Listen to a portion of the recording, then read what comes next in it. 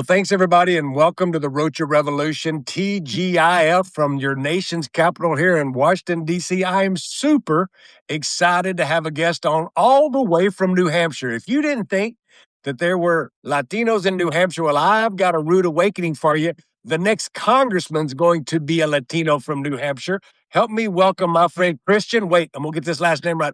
Urrutia. Perfect. Perfect roll of the R. It's kind of like when folks say Rocha, and I'm like, perfecto. It's a professionales.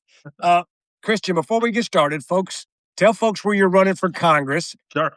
And then, for God's sakes, tell us how this well-meaning Hispanic boy got to New Hampshire. Sure. Yeah, sure. So, first congressional district of New Hampshire. It's the eastern half of the state. It goes all the way from the White Mountains down the Massachusetts border, all the way to the very small seacoast, but important seacoast that we have. Absolutely. In terms of my story, I grew up in New Hampshire, but I was actually born in Miami, which kind of makes more sense, right, for a Latino.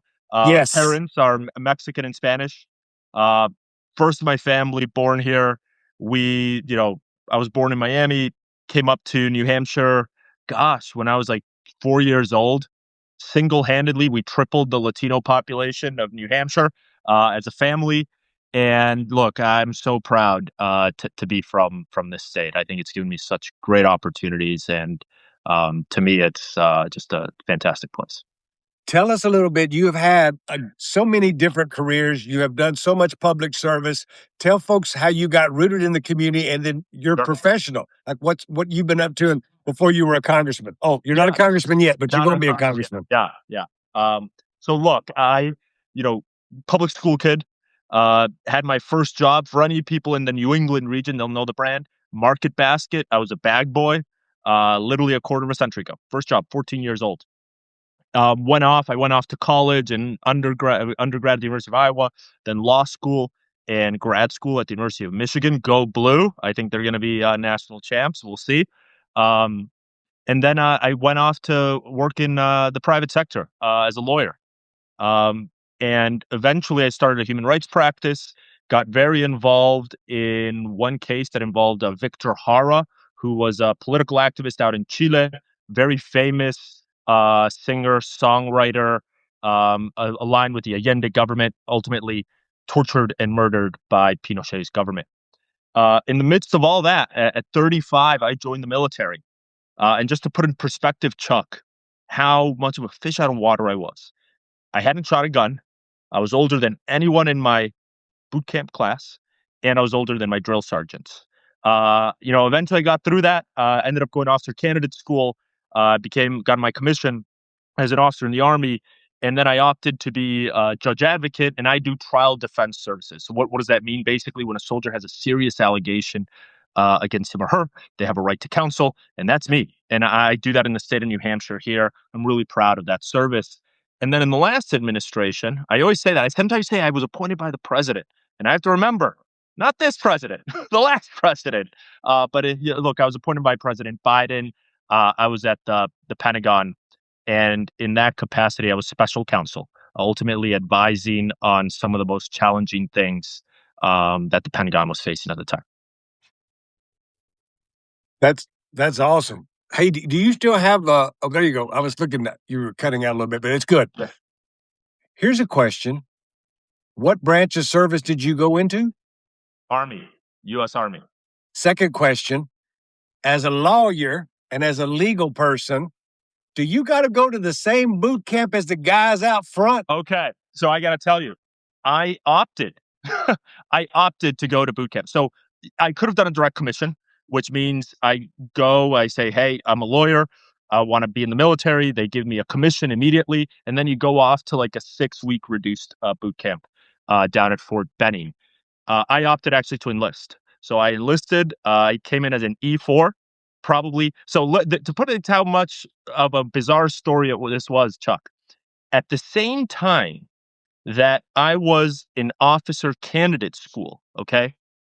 The lowest of the low, frankly. I also was at the Pentagon in the Office of the Secretary of Defense in the Senior Executive Service, which is the equivalent of being a 1-star general. So my peers at the Pentagon, 1 stars. At the same time, in the National Guard, I was going through to earn my commission. But I thought it was really important to go through the basics, to learn them, to actually know what you're doing. And look, I'll just say this: those young men and women, and I think a lot about them, especially with the war in Iran right now and what's happening. Best that this country has to offer. Given incredibly serious jobs at the age of 18, 19, 20 years old, and we owe them a lot better than I think what they're getting right now. I couldn't agree with you more. And, I honor you for doing that. That's not easy when you enlist and you have to go through that. Folks may not realize that Ruben Gallego was enlisted. Even though he was coming out of college, he hadn't finished where he had really been fortunate to get in at Harvard, and he enlists. And he talks about it in his book of carrying his books around with him in his bag while he was overseas in Afghanistan studying so he could finally graduate one day. And I think that says a lot about the intestinal fortitude of folks like you who have, fought for folks in the courtroom, fought for folks that are doing the right thing. And I think you bring up a valid point about what we're seeing overseas right now. Uh, folks who are watching this know that when Vote Vets started early on, we've been working with Vote Vets for a long time, and watching. I was just saying to Christian, I'm going down to San Antonio to do a town hall in Spanish and English with Ruben Gallego. Make sure you tune in for that on the Vote Vets website. Vote Vets is one of the best organizations out there. As we talk about veterans, we talk about this war. Do you see that as one of the places where your voice is needed in this Congress to let folks know, representing your people and where people feel about this war right now and your position on this war? Yeah. So one, yes. Two, I look at this, when I was at the Pentagon, so in my civilian capacity, right, not in my uniform capacity, advised on like questions of like international law, U.S. law. When is it appropriate to use force? What is a disproportionate amount of the use of force? Was there for the conversation about, does this make strategic sense? Right. And when I think about this war, I don't think it's viable under U.S. domestic law. I don't think it's viable under international law. And I don't think it's in our interests to fight this war ultimately. I think there's a lot of people in this country that feel the same way that I do and that are looking for folks that are going to draw a line in the sand and say, no more endless wars. We can't have this. We got out of Iraq. We got out of Afghanistan. I don't think they really served our interests in the long run. We cannot find ourselves back in Iran. And to say just how poor this war is for our American servicemen and women and for the American public. Right now, we're fighting to reopen the Strait of Hormuz, which was open before we started this conflict. Okay, completely circular, and now they're asking for $200 billion to fund this. I think it's really important to draw a line in the sand and to have people that are doing it that come from a position of experience and that say, "Hey, look, this isn't in the interest of our military; it isn't in the interest of our country."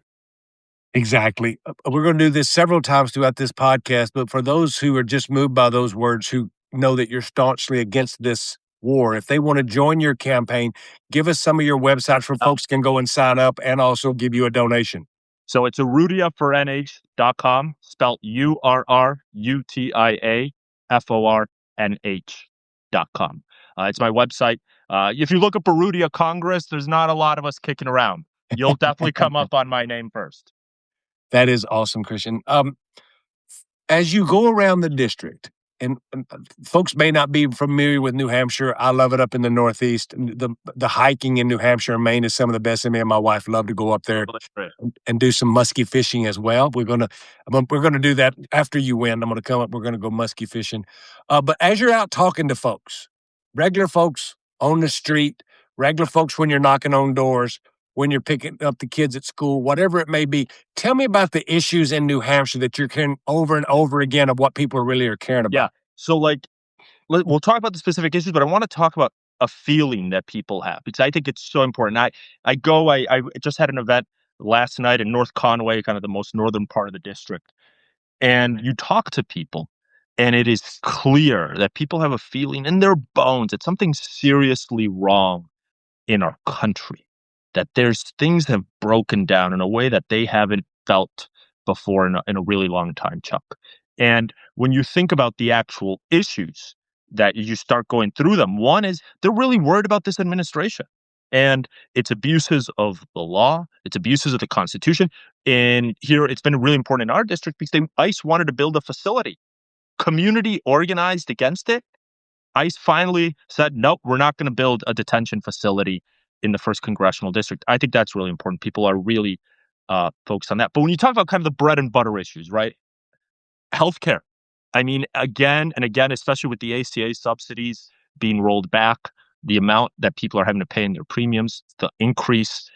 I hear stories, people that say they're paying 50% more, 75% more, 100% more. A family of four, $2,500 to $3,000 a month. I've heard this numerous times that they're going to have to be paying in premiums. They can't make ends meet. So that's one.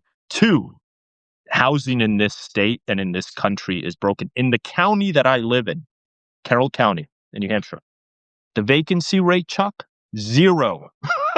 Zero vacancy. Okay. So homes, very few for sale to begin with, and basically no rental market that's available to folks. And people feel incredibly squeezed, right? So what happens, right? You have to pay a lot, obviously, for a place to live, or you have to live farther away, and then you got to drive, and you got to pay a lot more for gas now with this war kicking off, or just basic heating. Oil right now for me costs, we just filled up our oil tank last night, $5 a gallon here. And, those budgets are just getting squeezed and squeezed and squeezed.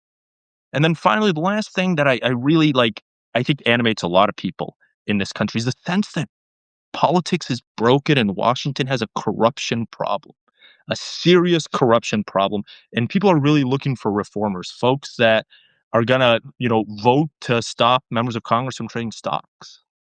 People that are going to say, hey, members of Congress shouldn't become lobbyists after. We don't think that's appropriate.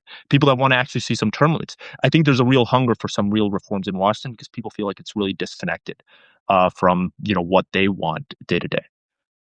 It's so interesting that you say that. I was with James Tallarico this week in DC, and folks were saying about the issues and asking about different things. He said, let's step back and think. And he talked about the feeling that you just described.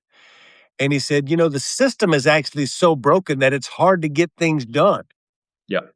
And he said almost the same thing you did. He said, we need to get all this money out of politics, the big super PACs, all the big corporate PACs, all of this big money that's just bastardizing the system to its will.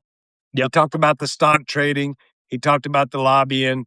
And he just talked about we need to reform all of this or nothing's really going to change no matter who you elect because the system itself is broken. So, I give you credit for leaning in there.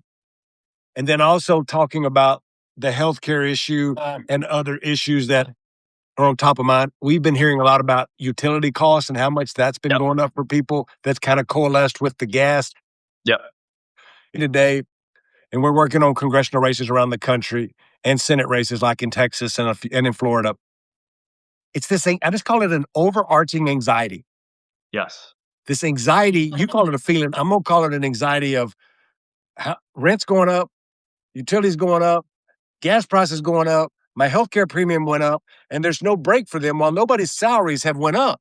And so when we talk about how you fix things, it's easy as a Democrat right now to be against Donald Trump and against Republicans and all the crazy shit that they do. But we have to have a plan as well to say, and then here's how we're going to address these issues. Not just fix the problem, but to bring this shit down or your price is up. Are you hearing the same? Yeah, 100%. And look, one of the things we set out to do really early on in this campaign, we actually laid out a comprehensive plan of exactly how we would tackle these problems. And it's called the Fair Shake for All. It's on my website. I'm going to repeat the URL. Please. RurrutiaForNH.com. And, in it though, Chuck, I start off with this story about growing up. And both my parents worked. My mom was a night shift nurse at a local hospital. My dad was a community organizer, okay? I had the great benefit, though, of having both like a good Latino family. We have both our grandmothers there with us, right? Las abuelas. And they made the house run. But I think about my outcomes and what they would have looked like without them. And without them being able to kind of like make things work day to day in the household, I think they would have been much, much worse. And I think there's a lot of people that really are feeling that. I wanted to lay out exactly comprehensive plan of exactly what I would do, and it's informed by my experiences. But I gotta say, Chuck, one thing that I think is really important, the sense that we're all in this together has been kind of lost in America. And I think there's a significant story, and I know Tallarico certainly talked about it, the billionaire class, folks that are getting all of the benefits in America and from this economy, and that the government is facilitating, quite frankly, and on the backs of a lot of folks that just need a little help to get their head above water right now. And there's this sense that, there's a two Americas. There's one America, the vast majority of America really struggling to get by. And then there's this other America that calls all the shots, that gets all the benefits. And people feel like that's really, really wrong. And I think it's really important for the folks that go to Washington, the people that want to be reformers. It's not just about the stock trades and the corporate PAC money. That's all important. Don't get me wrong. Super, super important. But it's also like, how do we make sure that the deck isn't so stacked in favor of some and so stacked against others? And that's a story of the billionaires, in my opinion. Just for the record, for all of you political nerds who are watching this, Two Americas, coined by John Edwards, who've been talking about this going back to John Edwards, and I worked for John Edwards, and it made me think and made me smile. So did I in Iowa. So nice. Yes. And remember Dick Gephardt when he would say, we're together. And he would do this when he would speak. And he'd say, if I go to the hospital and I don't have insurance and they have to wait on me and they have to make me better, they take my bill and they put it on your bill if you have insurance when you show up there. We're all tied together, Dick Gephardt would say.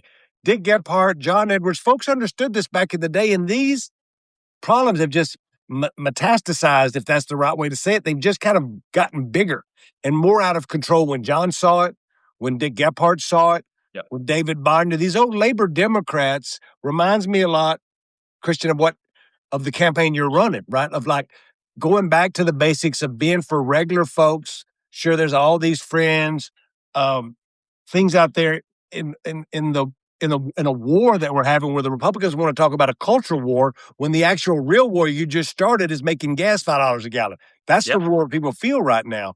So I think that's really what's unique. And I think it's a bit by design, Chuck. Like, the folks want us fighting amongst each other instead of looking upward here, right? Like, they don't want us to be focused on why does it make sense in America for Jeff Bezos to pay a lower tax rate than a teacher? Someone needs to explain that to me, right? They don't want us to have that discussion because they know they'll lose that discussion. And so they're really happy to have these culture war issues consuming and dividing Americans. Look, let's face it, like Republicans and independents and Democrats, they're all getting squeezed right now by costs and by a sense that like the playing field isn't level. Different visions of how do you solve that. But there's the sense amongst, I think, a whole lot of Americans that things are really wrong. I think we need to be focused on why is that happening? And part of that involves looking up, in my opinion. And that's exactly how Tallarico and others have been saying it. Quit looking at left and right, start looking at up versus us down. And that's really what's going on here. Let's talk about this race a little bit so folks understand that you're not running against a Democrat incumbent. You're not running against a Republican incumbent. Nope. Tell us why this seat is available. What's the primary look like? When is the primary? And what's this seat look like in November after you win the primary, if you can win the primary? Yeah. So it's an open seat, as you mentioned. So the current congressman, Chris Pappas, he decided to run for Senate. Senator Jeanne Shaheen has decided to vacate the seat. So it's up for grabs, right? In terms of this race, look, there's a kind of a clear like division ultimately. I'm ultimately the progressive kind of insurgent challenger, and then there are ultimately two establishment candidates, largely going to be a three-person race. To me, I think it's just incredibly important, especially at this moment that America is facing right now, for folks to be focused on these issues that we just talked about so much. My campaign is the one that's focused on it. I think it's the most important thing. And this is the thing. It's a message that wins Democratic primaries. It wins general elections too. Okay. It is going back to the basics and the roots of what I think have made the Democratic Party a great party over decades. And at times I feel like we strayed away from it, to be really frank. Come November, in terms of the competitiveness of the district, one of the most competitive in the country. It's truly New Hampshire's a purple place to begin with. This is a very purple district. Actually, Republicans slightly outnumber Democrats, but the largest voting bloc is independents. New Hampshire's famous for having independents. They get to vote in either primary. They look at the candidates they like, and that's who they end up supporting. My message is a progressive message. It's a progressive message, ultimately. But this is the thing. I'm confident that those independents in the primary and certainly in the general election are going to be attracted to it. Tell us something about your family. Tell me about, are you a single man? You got a wife? Sure. You got any Yeah, I do have a kids? wife. I'm proud husband. My wife, Jen, small business owner. She literally started her own business from scratch. She got laid off during COVID. We were at the time we were down in DC because I was at the Pentagon, and she came to me and she said, "Hey, look, and we weren't married at the time. She said, "Hey, look, I want to start something, but I've been worried about this because I'm worried about losing my health care. I want to say the job lock issue, right?" And she said, "Well, I've lost it now. So I hadn't been doing this. I'd been worried for all this time. Now I've lost it. Now it's time to actually take the jump." And she went off. She created the business. I'm incredibly proud of her. We don't have kids, but we have an Australian Shepherd, very fluffy, lovable Australian Shepherd named Winston, who's the center of our life in so many ways. But we live up here, and then my parents live a few hours away, still in New Hampshire here. I'm just really proud of the life they've built for themselves. Tell me the immigration story of your parents. Yeah. So my dad's Mexican. My mom's Spanish. They were both medical professionals. My dad ended up leaving Mexico to go to Spain. Now, I might have gotten a little in trouble by saying my mom is Spanish because she would say she's Basque. I'm very Ah, proud of that. But they met in Bilbao, and the heritage on both sides of my family actually are Basques. To put it into perspective, my grandmother was in Guernica when it was bombed by the Nazis. Famous painting that came out of that, during the Spanish Civil War, a prelude to what we would see in World War II, right? But then they eventually decided to come to the United States, the land of opportunity. Miami made sense because their English was a little spotty, to say the least. My English was a bit spotty, to say the least, growing up too. It took a while for me. I ended up having to take English as a second language classes, Chuck, because it just something in my brain. It wasn't sticking. The Spanish was sticking. The English wasn't. And I think so much about that experience and it building the foundation. And I think about that a lot too in this campaign because this administration is making it so much harder for folks just to get a little bit of help. And I think about my outcomes. If I did not have, her name was Mrs. Levine, English as a second language teacher, growing up in elementary school. And I was like the only one that took ESL classes in New Hampshire, right? Um, and she really, I remember distinctly, really, really cared about my outcomes. I'm 100% sure my life would not be where it is right now without her. Unquestioned, certainly without my parents, but unquestionably without her. Really helped me turn a corner. I think it says a lot of a kid who had trouble speaking English because of his immigrant parents who would go on to work in the Pentagon, who would go on to get a law degree, go on to live the successes. And me and you both have had lots of privilege to live successes because of our parents and our grandparents and these immigration stories that's told through all these threads of different people's lives. And forget that immigration is very personal for lots of people, and not just brown people, but lots of folks who tell their Irish stories, who tell their Italian stories, who tell the stories of their folks coming from Asia and the sacrifices that those people back in their past, their lives, maybe it's as soon as their parents made so they would have an opportunity to do what you've done, Yeah. what I've done, gotten to see. And I think that's really the fabric of America and why we need to see more people like you in Congress who are that intimately tied to it, who I think could help fix that problem of immigration. And it leads to my last serious question, which is when you're with groups of folks in New Hampshire and you're telling them that you're running for Congress and you're telling them that, you're running as this labor Democrat, this progressive Democrat, what is your stump when you tell them what was the final decision that made you say why you're going to run for Congress? What was the thing, Christian, that was like, this is why I'm running? What is your stump? So when I talked a little bit earlier about, I go through and I tell my story uh, as a child of immigrants, first generation. And I start the story in New Hampshire, right? New Hampshire, very low, Latino population, certainly, right?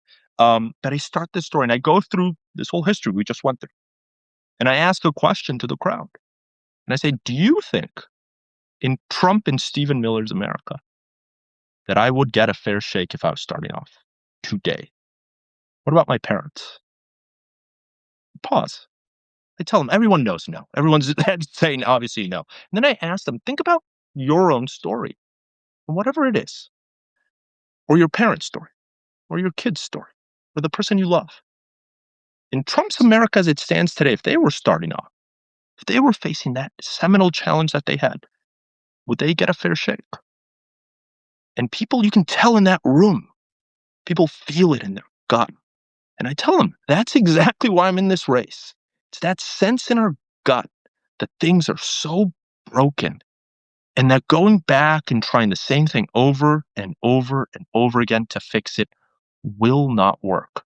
And that's precisely this. And I had that feeling really early on in this administration at the beginning of its most excessive things it was doing back in 2025. Um, that's it. That to me is the reason I'm in this race. And I think that feeling that a lot of Americans have, like me, we have to get to a place where people don't feel like this. I think it's breaking this country. Two last questions are good, easy questions. Call them softballs if you'd like, but it's everything in around the Rocha Revolution and this Substack is around family, food, what it's like to talk about running for office. So the last two questions are about food and music. Yeah, great. You got one meal left.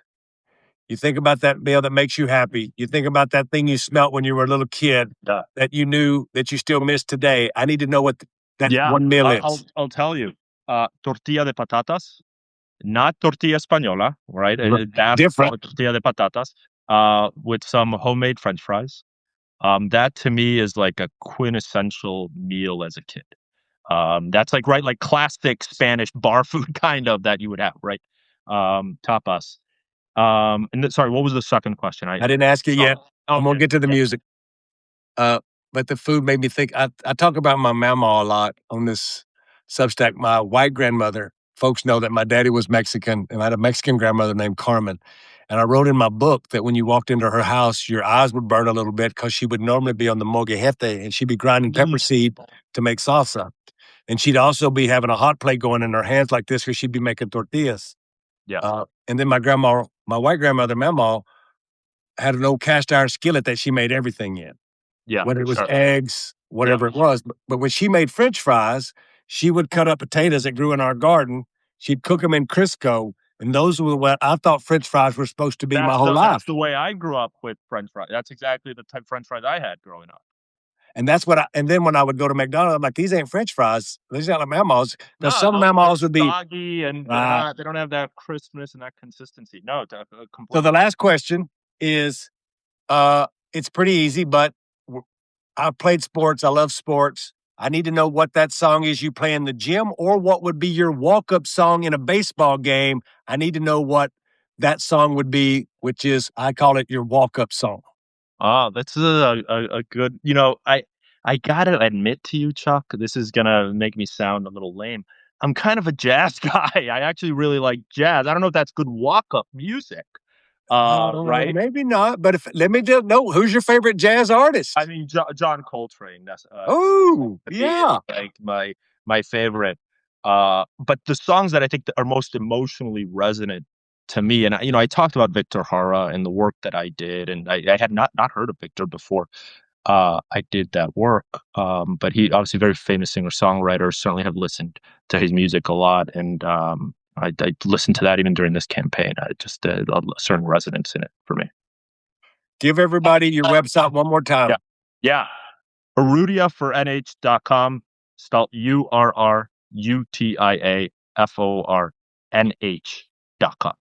Here's what you don't know is that when I was just got into high school, my first job was a bag boy as well. So from two old former bag boys here who you'd never dream would ever actually run for Congress like Christian, or for me, be the CEO of a political consulting firm. God is good and America is great. And we've had a lot of privilege. If you believe in actually putting working people back in Congress, look at this New Hampshire race. What Christian's doing there is really special. I want to have and lift up more voices like this on my Substack, and that's why we do it. Brother, I appreciate you taking the time today. I've already taken too much of your time. Get back out there knocking on doors and dialing for dollars. Chuck, thank you for having me, and thank you for being part of bringing change in this country. So I really appreciate it. Thanks, everybody. Y'all have a good weekend. Bye-bye.